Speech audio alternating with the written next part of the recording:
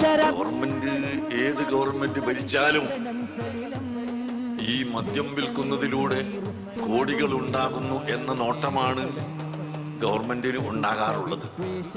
പക്ഷേ 10 കോടി ലഭിക്കുന്നുവെങ്കിൽ 20 കോടി അതുകൊണ്ട് ചെലവായി പോകുന്നു എന്നത് ആരും ചിന്തിക്കാറില്ല. കാൻസർ രോഗികൾ വർദ്ധിക്കുന്നു, കിഡ്നി നഷ്ടപ്പെട്ടവർ വർദ്ധിക്കുന്നു, മറ്റനേകം രോഗങ്ങൾ വർദ്ധിക്കുന്നു. മദ്യനിർമ്മാണശാലയിൽ മരിച്ചു പോകുന്നവരുടെ എണ്ണം, അവർക്ക് നഷ്ടപരിഹാരം, അങ്ങനെ നോക്കിയാൽ 10 കോടി ലഭിക്കുന്നുവെങ്കിൽ 20-25 കോടി രൂപ അതിന്റെ പേരിൽ നഷ്ടം വരികയാണ്.